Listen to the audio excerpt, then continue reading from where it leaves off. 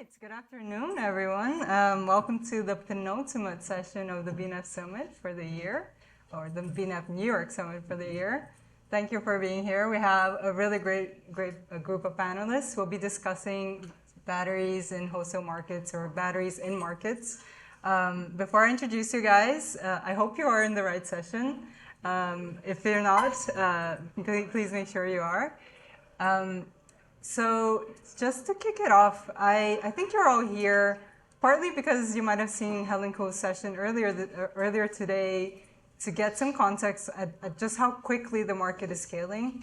We are talking about a market that basically doubled last year, so went to about 10 gigawatts of installations, 22 gigawatt hours installed in terms of battery storage capacity in the world. About 40% of that is located in the US, or was located in the US. And we're essentially 8xing, so it's going to be 8 times bigger by 2030. And it's a scale that has to happen in order for us to achieve decarbonization goals. It's all really exciting, but it does come with challenges. Scaling an industry rapidly means that you have to scale up a significant value chain, have companies ready to develop projects, which I think they are. But also address a lot of the challenges that come with that. So we'll be talking a lot about what the market looks like today, what are the factors around acceleration, what are the challenges, I think that's important for us to discuss. And lastly, like what's exciting in the future, technology-wise, market-wise, and hopefully you'll give some perspective on that. So let me introduce the panelists. Firstly, thank you very much for joining us. We have Jae Choi, who's head of North America for Trina Storage. He has been in the industry for over 16 years, doing renewables and storage. More recently in this position in Trina Storage, which is a storage system provider who also manufactures their own batteries. He'll be talking about that. And has worked in a lot of positions around corporate strategy, global operations, and supply chains prior to Trina as well. So very keen to have you and share some of the experiences of what it means to scale and actually supply to an industry that's fairly constrained at the moment. We also have Shinjini, who is Managing Director for State Regulatory Operations at Southern California Edison.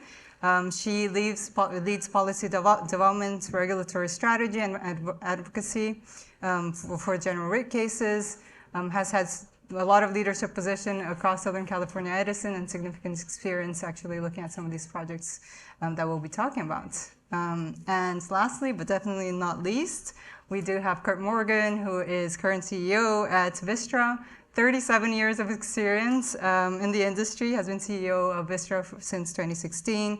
Will be stepping down in August, but has a lot to share with us about what it means to build megawatts, hundreds of megawatts of batteries, and is definitely an industry veteran as to power projects and scaling up the industry. So thank you for being here.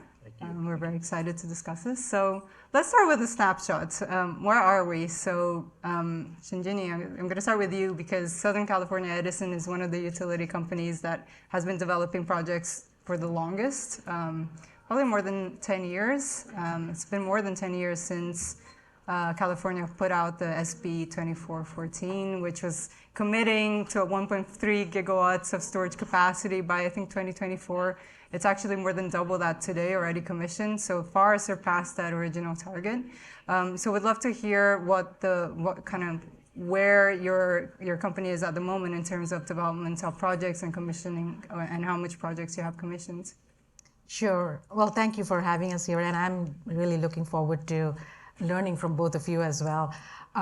So at Edison and California, right now, a lot of the focus has been on reliability, especially midterm reliability. We can talk about that more. But then we have a longer term vision, of course, we have put forward a pretty bold plan for decarbonization, and that is infeasible without a lot of storage. So in our Pathway 2045 paper that we published in 2019, our analysis shows that we will need about 30 gigawatts of bulk electric storage projects and about 10 gigawatts distributed. Currently, we have about 3.2 gigawatts either installed or procured. through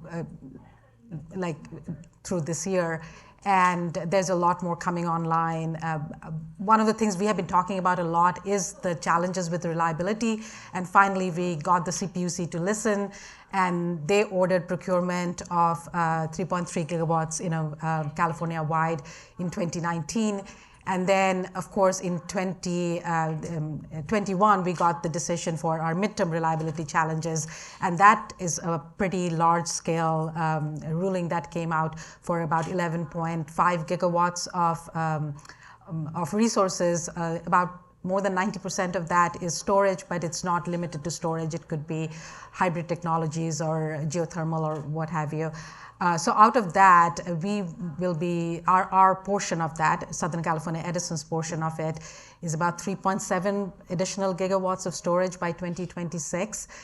And then currently, I can get into more detail later if you want, but currently we are in the middle of a project which we're hoping to get online by summer for reliability.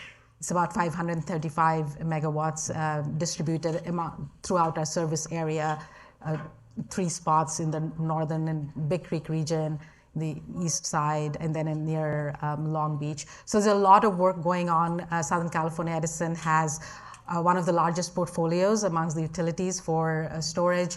And we have been a very strong proponent, and it's a very big part of our strategy for decarbonization.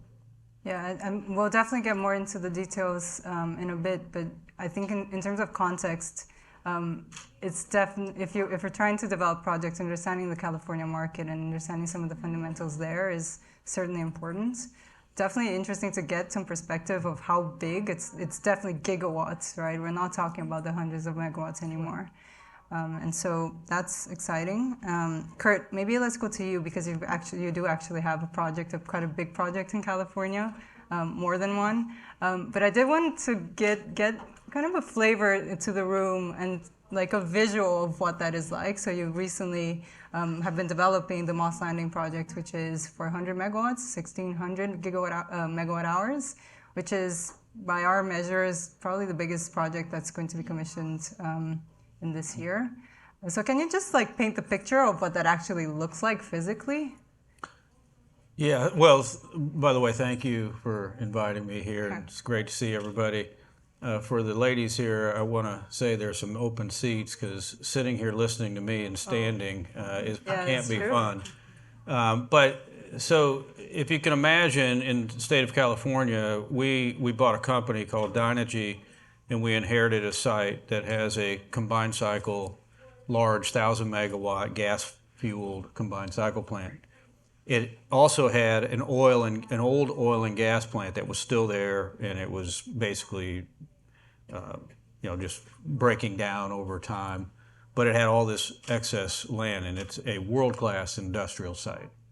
And the old steam units that they had also had turbine decks where they put the turbines. And this turbine deck is at least a football field long and 3 stories.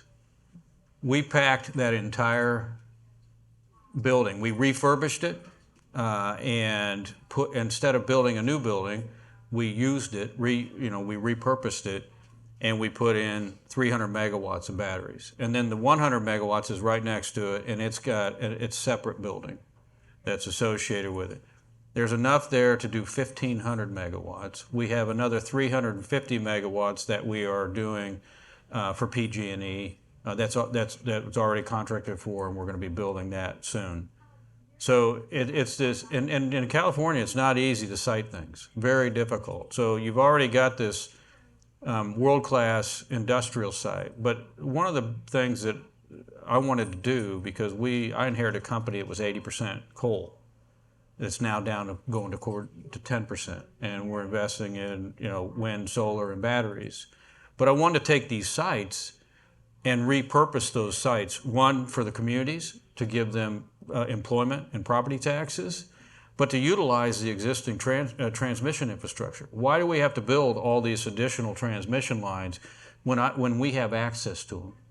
And so we hope to load up that site, and I think we're going to work with, we might work with Syngene on this too. But we're going to try to get as many batteries as we can on that site. Makes all the sense in the world to utilize the infrastructure that's there. And like I said, it's a world-class industrial site, so it's in an area that makes sense to put that. So at the end of the day, you're going to have this combined cycle plant, then all these batteries around it. We're still going to need this fossil fuel plant for some period of time for balancing, but its use will go down over time as batteries proliferate in California. And that old oil and gas facility, we are currently taking that down. And we're going to restore that entire site so that we don't have, any environmental hazards on that site. And that will be taken down in a safe manner. So I hope that gives you a sense of what it looks like. But that, it's incredible. If you're ever out there, it'd be great to come by and see it because it's a phenomenal site, and it shows you just what technology can do today. How we can move the time of use of electricity, which we never used to be able to do. We can use that sort of efficiently, cost effectively, and it's a game changer. Yeah. I think that the impressive thing to consider or even think about is also the modularity of batteries, being able to really place them in a location that, you wouldn't put a wind farm there. You might put a sizable but not very big solar project there. But definitely you can kind of fit batteries into like different areas in the building. And I think the context that you provide also in terms of what transition looks like for a company that's acquired a very big coal portfolio and trying to figure out how to kind of transform that into something that's going to be more useful for the grid, probably cleaner, definitely cleaner, is definitely a challenge that is useful for a lot of people, hopefully in the room, but generally for the industry at large. The other thing is you can put these things up in a lot shorter time frame. Right. Combined cycle plant used to take 3 years to build. That's a long time. We're talking, roughly a year to be able to put in the battery. So, there's a lot of, and then just the flexibility of batteries in terms of what, attributes it can bring to the grid. Instantaneous start, flexible, ramping up and down, just incredible what it can do. So, we have work to do, though, and we'll talk about that, I'm sure. Yeah, we'll get to the challenges, and that might be a good segue in terms of you can do that rapidly. And so I'll skip a little bit into the challenges already because I think that that's important. Scaling an industry very, very quickly entails a lot of, moving parts, big parts or big containers and whatnot. I'm going to go to you, Jae, put you on the spot here. Trina Storage obviously is in the business of supplying and providing to a very rapidly scaling industry. It also entails scaling with, in the context of a lot of additional costs recently. We have heard at a cell level, costs 50-60% higher. At a module level or at a turnkey system, 20 to 30% higher. And that's just, a few months before. So if you were doing a quote in October 2021 and you're taking a quote now, that looks slightly, if not a lot different. So how do you tackle that, and how do you actually supply and kind of have these conversations with customers? Yeah, first of all, I'm really glad to be here, and it's really refreshing, and really glad to see a lot of people in person. Yeah. I think on the price increase topic, I think it is very important to specify and be on the same page in terms of what level of system, whether it's module level, cell level, system level, what level of product we are talking about when we discuss about the price increase, dollar per kilowatt hour. To put it in perspective, but a little over a year ago, if you were to put together a project a little over 200 or 300 megawatt hour, then the best price that you can get at the battery enclosure level, including battery modules itself, it will be around $150 to $155 per kilowatt hour. Safe to say that. You make an inquiry for the exact same system for exactly the same volume today, then it's about somewhere in between $205 to $215 per kilowatt hour. So you calculate that. Here we are talking about way beyond, way higher than 20 to 30% price increase. It's more like 30% to 45% increase. Massive increase, right? Here, At Trina Storage, one of the strengths at Trina Storage has is on the really detailed understanding on how much the price increase can the market maybe able to bear for project developer and the IPP perspective. So we are not only making in terms of lowering our price on the component level, but we are also doing top-down and the bottom-up pricing sensitivity test, so that we can keenly monitor and track how much the price increase can be bear on the market. And then we always put together a program, and then we make a great effort to forecast those any turbulences down the road if it's about price or schedule turbulences. We always communicate those issues in advance with the customer. So those are the communications with the clarity, and making efforts in the technology improvement, and also increasing the energy density by producing our own battery cells. Not only great for 1C applications, but lower C rating, longer duration applications. It's multi-directional, interdisciplinary efforts that we are doing at Trina. Right. I think that the customer and how much the customer is willing to accept it, that's something that I'd like to touch on. But before we do that, can you just build on that? Because that part about you building your own cell manufacturing, that's actually not a strategy that most system providers are taking. Usually they buy cells from other cell providers and then incorporate that into a system and try to essentially buy out whichever cell is, the best, but also the cheapest or more affordable. So can you just build a bit on what exactly you're doing, what your capacity is looking like, and how you're scaling that up? Sure. By the way, Trina brand, we are continuing making our Trina brand to be deemed as energy company, not EV. Even though we are producing our own battery cells, we are all about supporting and promoting energy business, the power market, not the EV side. So we are fully dedicating our 10 gigawatt hour annual battery cell capacity for supporting ESS applications. By the end of next year, we are planning to expand the capacity to 25 gigawatt hour to support ESS market globally.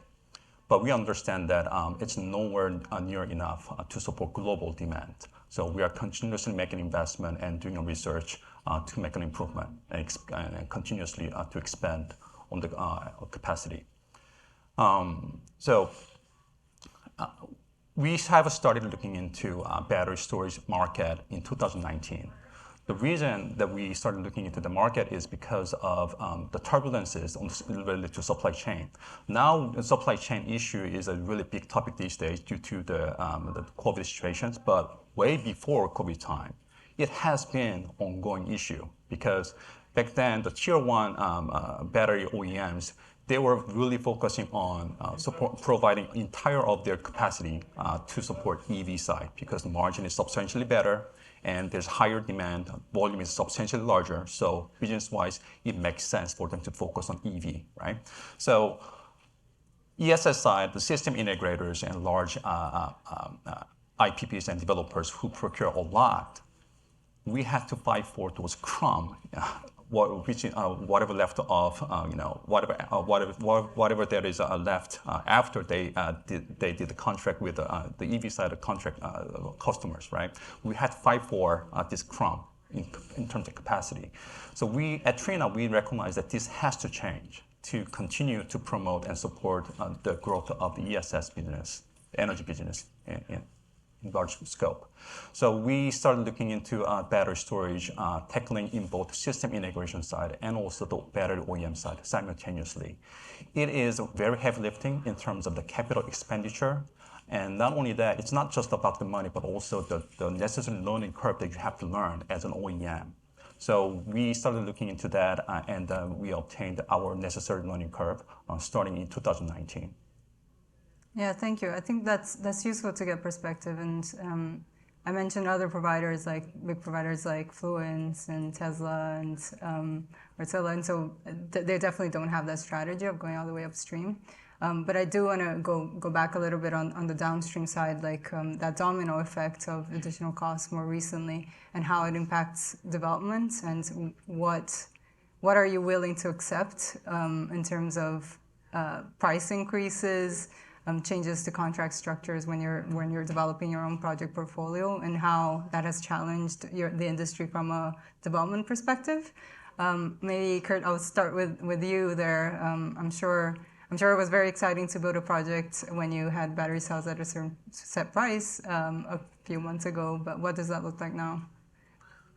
Well, there's a lot of risk to manage in that proposition, and I think it depends on what the commercial structure is. We just, as I mentioned earlier, we just agreed to do another 350 megawatts with PG&E, and the structure of that contract had to be different, and it's not just batteries we need to think about when we talk about what the effect is on the consumer.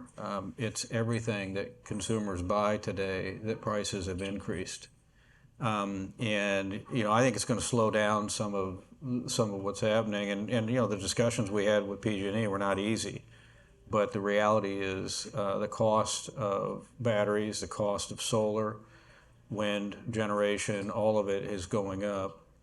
But I think it's a tricky proposition, and if you're trying to build, for example, like in a state like Texas, and you're trying to build on a merchant basis, it's a very dangerous proposition, and it was already expensive to build in an all-energy market with no capacity payments, no contracts to do that. So I think it's going to really put a damper for a little while on development that occurs in the Texas market. And it's a moving target, so that makes it even more difficult. It's one thing to have a supplier just increase cost once, but every time you negotiate now with a supplier, they'll say, but I can't guarantee that right now. And you say, well, okay. Then you go back to your counterparty like Shinjini and say, look, we got to leave that open-ended. And she's like, what? I can't tell the CPUC that. I mean, there's no way. And so it really makes it a real challenge to develop in this environment. The bigger a player you are, the better it is for sure, but it doesn't take away all the risk in the business. And at the end of the day, that's our company is a risk management company. We're trying to take a inherently volatile business and turn it into something to the end user that is steady and not volatile. And if I can't go to PG&E or whoever it is and say, this is what I can deliver to you, then there's a real problem, and it creates a problem. What I've read though and seen is that this isn't going to go away overnight. So that's the other thing, that if you're in the state of California and you really need battery storage because of the duck curve, and you also have you've committed to do this, you got to find a way to structure your contracts to work because you have to build the batteries. So in Texas, there's no one pushing this, and so it's a choice. But in California, it's a need because of just how much solar we have in California. And so that's going to be a challenge for both sides to work that out. And I'm sure, that on Shinjini's side and on PG&E's side, they're going to try to push as much risk to us, and we're going to try to push as much risk to them. And generally, though, that means you'll find somewhere where, both parties can make it happen, because there is a need, and that's our job to try to work together to figure out how to do it. Yeah, and I was gonna, and Shinjini, you might have comments of yourself, but scaling in an inflated environment, like you said, 11.5 gigawatts, which is the midterm reliability for California. Regardless of how much of that is batteries, it's definitely many gigawatt hours of batteries. Can you speak a little bit about like what procurement has looked like on your end, given this context, and in particular, like, does this mean that for a ratepayer in California that is paying for reliability, does that go up over this midterm when these projects are commissioned? Yeah, so I can't go into a lot of details of the particular contracts we're working through, but as Kurt was saying, how you structure the contract is important. Our supply chain professionals are becoming a critical part of this whole clean energy transition. But I will pick up on something Kurt mentioned, which is very important, is the need. So, if you go back a couple of years, it's sometimes you need a big crisis to get good things going. It's unfortunate it happens that way, but you take advantage of it. So in 2020, when the rolling blackouts happened, but the CAISO dropped load for the first time in 20 years, it really, it was very unfortunate, but the silver lining was it got the conversation going. There was an urgency. There was a lot more collaboration amongst the various stakeholders, the regulators, to really start discussing in all seriousness about reliability and the need for storage to be able to integrate all the resources that they wanted to integrate. Then last year, we had it was the system, the Western grid came close to a system emergency with the fire in Oregon, which is close to the California border. The transmission transfer capacity was lost. And again, it's a result of climate change, but it brings to the forefront the kind of the need that's out there. And that led to Governor Newsom having the emergency proclamation to get rid of barriers for storage and things like that. So that's what led to the project I was talking about. Our company got going very quickly with with making sure that we bring on board we're spending about 1.2, at least. At that time, it was $1.2 billion for approximately 535 megawatt project. Yes, there are challenges, and it is, but we need to keep in mind there is a need, and we need to get through that. There'll be price increases. We are doing everything on our end to not just looking at storage, but looking at our entire portfolio of everything that goes into rates on how we can offset some of those costs. But there's no denying the fact that costs are going to be high in the short run, and we need to keep in mind that, or kind of balance the price of doing this with the price of inaction. If we don't do this, society has to pay a price as well. So those are the conversations we are having, again, not just with the suppliers and vendors, but also with our regulators, so that we have a shared understanding and continue to talk about what are the objectives we're trying to get to. And even if it costs a little bit more in the short run, keep the big picture in mind and find other ways to keep it affordable for our customers. Yeah. Talking about, I think you were going to say something? All I was going to say is if there's a societal need, you have to go to the least cost. And then, of course, you have to factor emissions in. Right. We can't forget the cost of, Yes, exactly. of climate change. Yes. So even though it's more expensive, batteries and solar and wind are still the best from a cost perspective for society if there is a societal need to have additional power generation. This is not going to go the other way. If we're going to electrify the economy, we're going to need more, electric generation. And the good news is we've seen such an enormous reduction in cost in all of the green technologies that have made them, at parity with the other, fossil fuel driven technologies and certainly nuclear. So I think if you have a need, you look for the lowest cost option, and it does turn out, even with the higher costs that we're experiencing, which is not good for consumers, but it's also not good for consumers to be without power. Exactly. I think we'd all agree with that. I was in the middle of Uri in Texas. That was not a fun period of time. So I still think we're on the right track. It's just, it's unfortunate that we're going to have to pay more for something that, less than a year ago was a lot cheaper. Yeah. And if I may add just a couple of points. One is, there's another way to look at it. Now that we have this supply chain challenges, both from the cost and the timing perspective that you were talking about, Jay, hopefully this will give rise to looking for more diverse solutions in terms of technology, in terms of locations. So I'm sure out of this will come, good things will come out of that too. And what you were talking about, the prices, storage costs overall from the entire portfolio of clean energy transition is a relatively small cost. Overall, our analysis shows that if we actually go through this, the electricity cost because of electrification, electric bills will probably go up for customers. But the overall energy costs, our analysis shows, will be about a third lower by 2045. So that's another reason to invest in these technologies right now, so that long-term customers not only have more resilient power, but hopefully cheaper energy overall.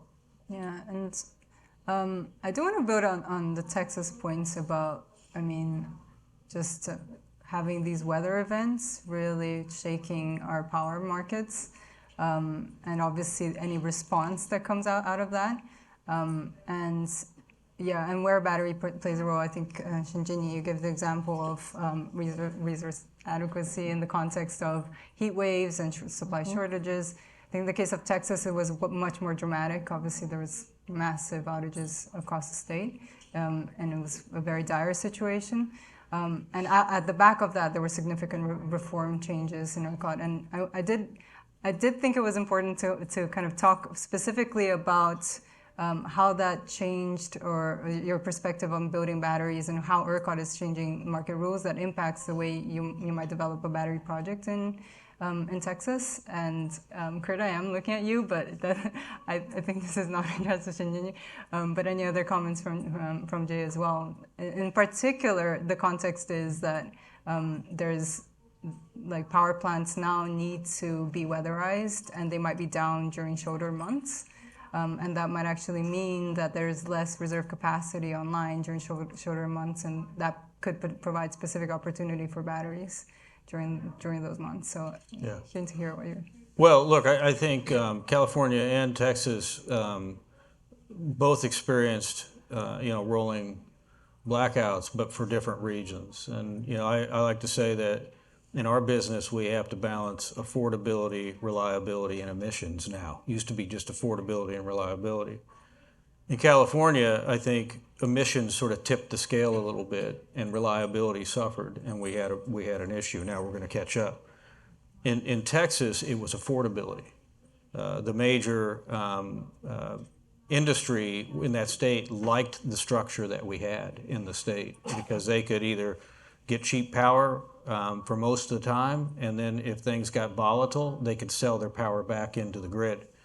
Problem is when you have a grid that has 30% of intermittent resources, which, let's be honest, renewables are intermittent in nature, and you have a gas system that doesn't have a regulator, that's a recipe for disaster. And that's what happened. But to get to the real point, it's just more expensive today now to run a grid because of climate change. We're paying for what we did in the past, and that's I don't put fault at anybody's feet on that. I inherited a company that was a big fossil fuel company, and we didn't know what we know today. The good news is I think people have picked up on this, and they know that there are things that need to be done. And what do you have to do? From an adaptation standpoint, we now in Texas have to build power plants that can withstand -5 to 10 degrees temperature. In Texas, power plants were built to withstand heat, so they don't enclose the equipment, because it gets too hot and equipment overheats, then it will break down. In the Northeast or in cold weather, you enclose the equipment because you're not worried about the heat. So we didn't build our system for a winter effect, but now winter is becoming more and more volatile, and that's becoming the more risky time of the year, in particular in Texas. And so we're having to put money into it in order to deal with climate change. So, and from a storage standpoint, I think this is an important point, that in Texas, we had 4 days of this. Storage was not going to be the solution. Prices were at $9,000 a megawatt hour. You're not going to, and at the cap, you're not going to use electricity when you can't give it to 20% of your population to put it into a battery. So it just wasn't the answer to, storage has a lot of great, things about it, but prolonged outages battery storage will not solve that issue. And that's just the way it is, but it still is very important. This is why it's important all of the above, and to make sure that we have a grid that has plenty of reserves, that people are held accountable like our company to keep those assets up that can run when they're called on. And you need all kinds of different types of generation. And we can't forget that as we increase the intermittent resources of wind and solar, we're going to have more reserves, not less. Some of that can be battery driven, but there's going to have to be other things. Nuclear is part of the equation, has to be. Right. I'd like to expand a little bit upon what Kurt just said from solutions provider perspective. When it comes to different type of battery technologies, not everything is made equally. They have their own sweet spots and pros and cons in terms of the technical and the thermal behavior, but also pricing perspectives, right? Looking back, the kind of market structure where people can sell and buy energy, and also the incentive program that is available for project developers and also the system solution providers like us. Basically, there's none. The market has been talking about storage ITC. A lot of people are saying it's not a matter of if, it's a matter of when. From solution provider perspective, it has to be done now, especially when we are facing this enormous increase in the price, and yet project developers and IPPs, they are still pushing forward as best as they can to make those projects commissioned as planned. Otherwise, it's going to be delayed or even get canceled, right? Then from that point, we're going to go in downhill, right? So storage ITC and other subsidiary, and really having a mechanism where we can put the right dollar value on the qualitative benefits, such as better technology and the safety net focused battery systems that adds on to redundancy that will enhance the reliability in general. There has to be a proper incentive structure where people can get benefit from it, business perspective. Yeah, I would say, yeah, and I think that storage ITC will be a popular thing for people in the room. Most people might nod their heads, and as to now is a good time because inflation has hit the industry hard and costs have inflated, and so any subsidies will be welcome. In the context of technology, I think that's an interesting point. Like what else is in the horizon? And kind of looking forward a little bit in the context of what else you're looking at. And obviously, lithium-ion batteries have dominated the industry to date in terms of storage technologies, excluding pumped hydro, which has been part of the U.S. system for a long time. But is there anything else that you're looking at? I know there's a long-duration storage directive that's upon the Californian utilities, but is there other technologies that you're like reasonably considering in terms of deployment over the next, let's say, next year? And what does that look like? Let's say a year, and then we can go out 5 years, if that helps. Yeah. Well, as it relates to batteries, no. I mean, lithium ion's over 95%, and I don't see that changing anytime soon. Redox flow batteries, sodium-based batteries have some promise. I think, frankly, when it comes to storage of energy, hydrogen seems to have the most promise. And the technology is actually mature. It's just a cost issue. And I think as we mass produce, and by the way, there's a bunch of money going to it, and follow the money. So I do think hydrogen will be a game changer at some point in time. And it is a way to store, you can indefinitely store hydrogen. So, that I think will make a big difference. If I could mention just real quick on the ITC, I mean, my understanding is that Joe Manchin is behind the clean energy aspects of the reconciliation bill. Right. So for us who want to see an ITC for storage only, that's good news, because nothing gets done in Washington, I guess, without Joe Manchin. And so, but the question is, what are they going to attach to a clean energy bill? Because if everybody knows that Joe Manchin will allow that through, then any kind of legislation is going to people are going to try to pile on that. And that's where, if they get too greedy, we may not get something done. But from what I'm hearing, there's a pretty good chance that we'll get something done this year. Of course, it's election year too, and that could throw things in a different direction. But I think it's good news that and he's actually said it, that Joe Manchin would be in favor of keeping the clean energy aspects of the reconciliation bill. From technical perspective, even though we produce lithium iron phosphate battery technology, it doesn't mean that LFP will be perfect for every application. Like I said earlier, our infrastructure requires a variety of different technologies. Just to name a few, sodium nickel chloride technology or sodium sulfur battery technology, those are excellent, especially when it comes to harsh environment, whether it's too cold, too hot environment. Everything is cooling because the internal temperature of that battery module is above 250 degrees Celsius. Everything is cooling.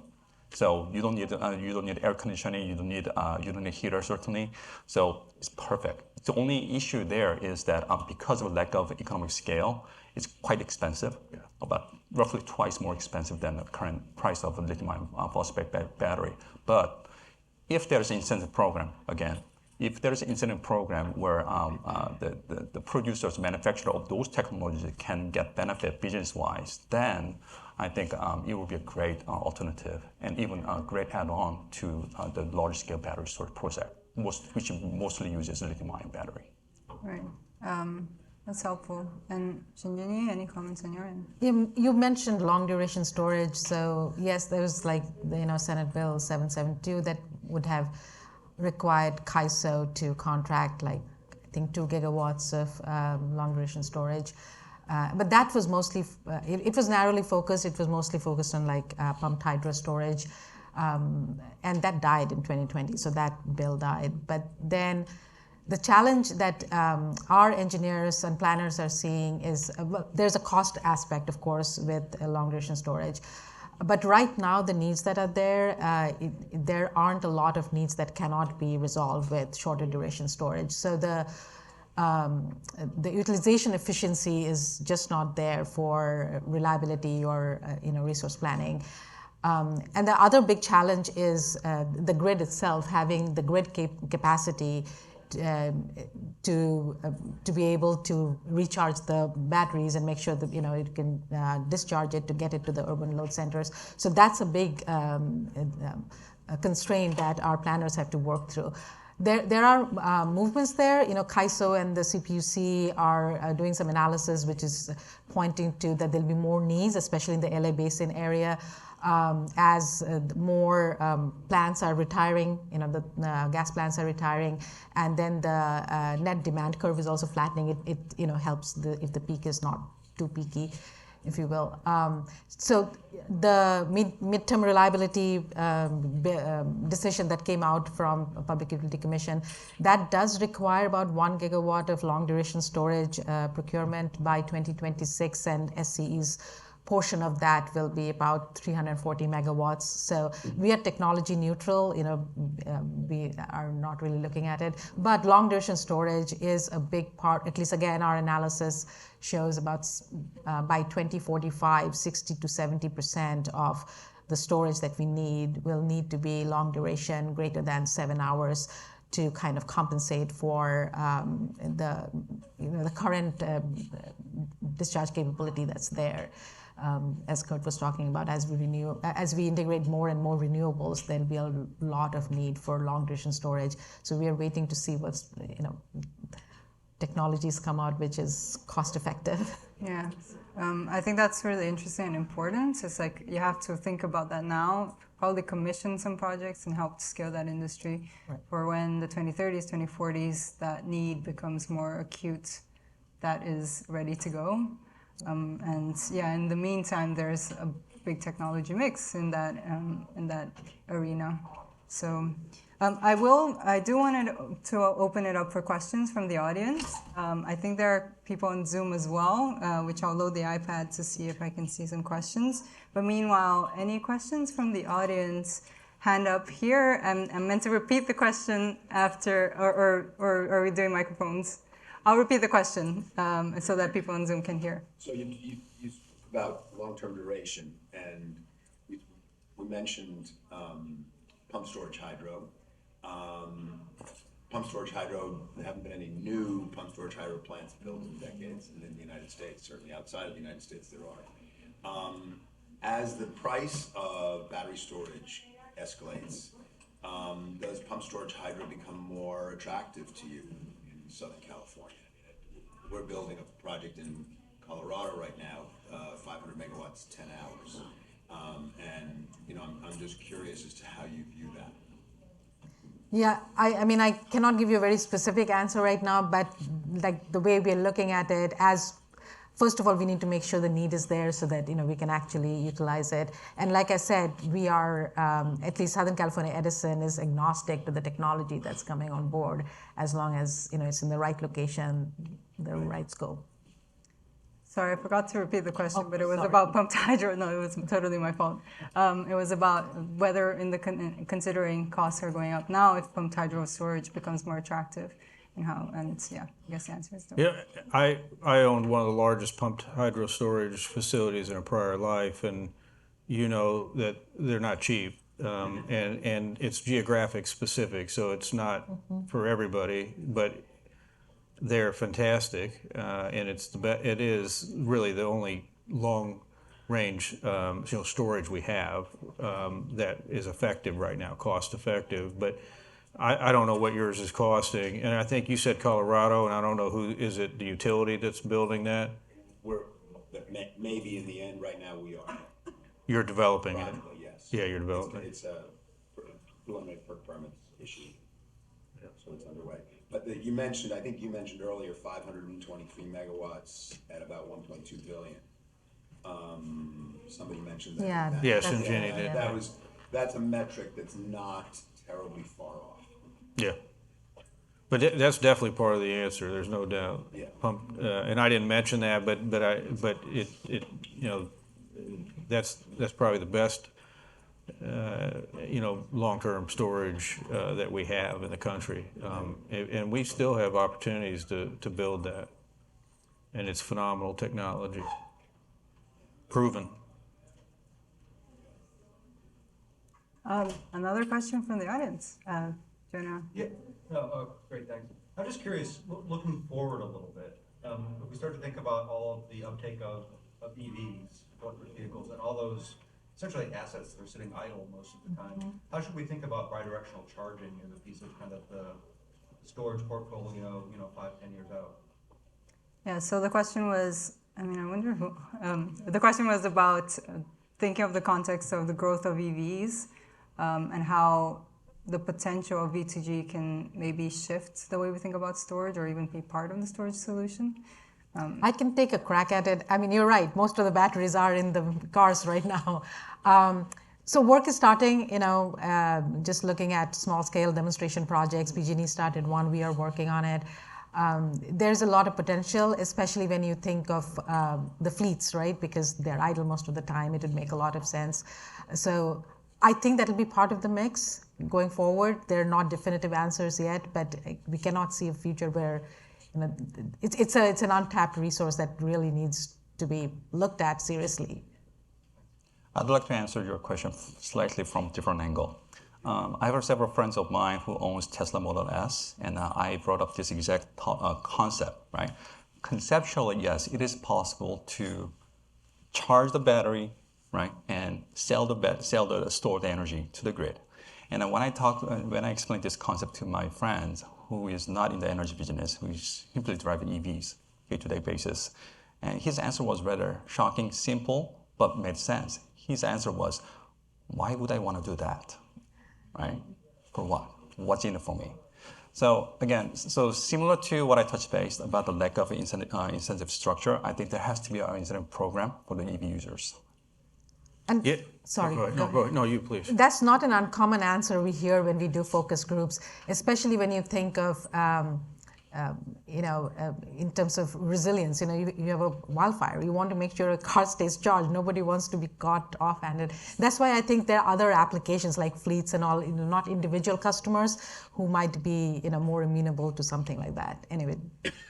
No, I was going to agree with you because I've been in utilities and and around this for most of my career, and we do programs where we want people to sign up to demand destruction type programs, and unfortunately, people don't always at the time you want to do it is not the time that they want to participate in programs. And the one thing about distributed generation is just, who's going to write the rules and make sure it all happens. The utilities for years have been very good. They've been, given the job and they've done it well, and we've had very high, rates of reliability. If the more you distribute it, it's a challenge to make sure that reliability is kept. And that doesn't say you can't do it, and the technology is certainly there.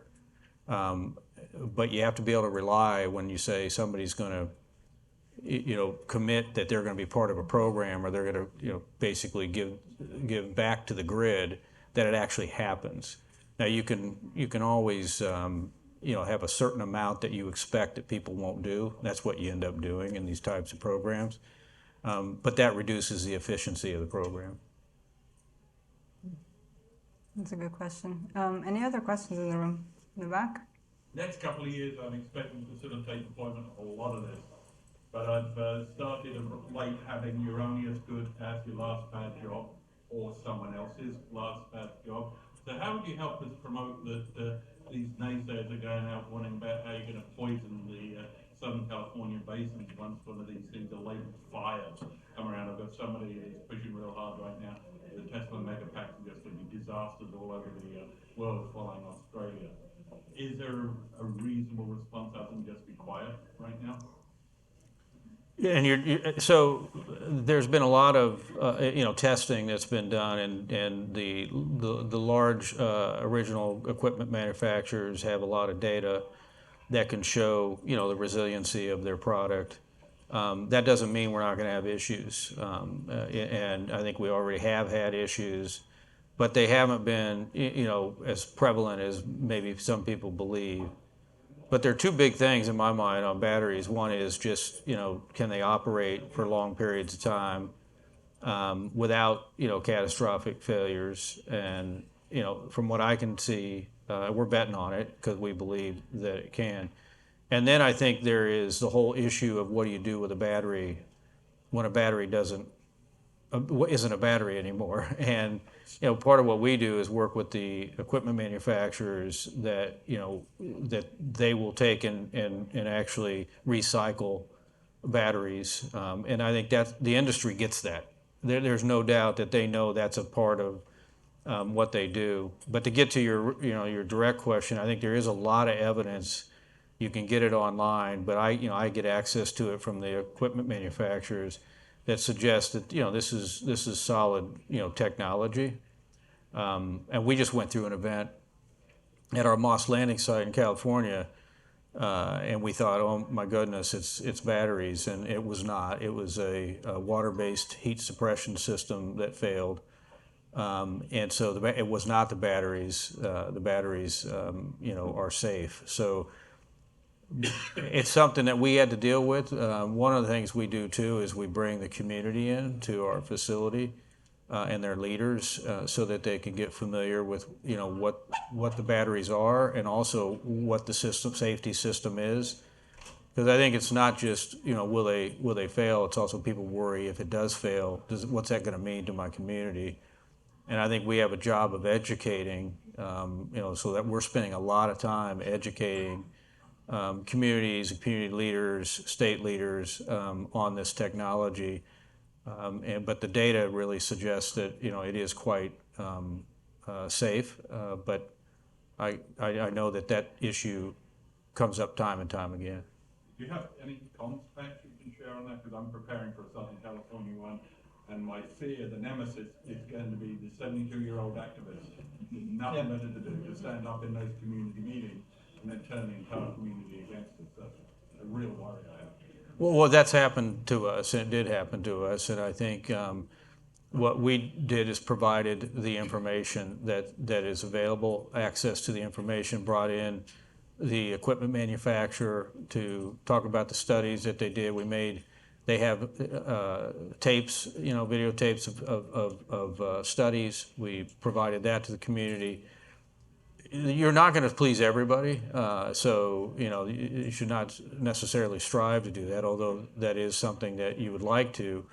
But I think most people, reasonable people, when they see the information, will feel better about it. They also, the other thing that we do is try to also inform them about what the good is that we're bringing to the table, and what it would be like without it. Because without the technology, we'd have a bigger issue. It's not easy. I've been doing this a long time. It's not just battery technology. For years, I own a nuclear plant. We own a nuclear plant. That's still a big issue with people, and should be. But the industry's had a really good track record of safety, and I think we've done the work, or we wouldn't have invested in it, and we feel good that that these products are safe. Well, unless there are no other questions, we can start wrapping. Okay, we have 4 minutes remaining, which means we have just about some time for me to do a rapid fire with you guys. So end it with a bit of fun. I'm gonna just do a quick question to you, and you're not meant to build on it. Just one sentence, one word, if possible. So let's see where this goes. I'll start with you, Jae. Will there be other technologies beyond lithium-ion, and which ones? Talked about it. The answer is firm yes. Flow battery and hot molten salt battery has great potential to become really the big muscle in the infrastructure. And then lithium iron phosphate and even NMC technology can remain as a very, very versatile kind of player that can give a burst of energy and power to the grid on demand. Multi-layered. I like that. All right. This one's trickier. Will there be solar without storage in the future, Shinjini? No. No. Whoa. Okay, that was quick. Kurt, what are your bets on when storage costs come down again? 2024. 2024. Nice. Well, thank you very much. That was great. Thanks for coming.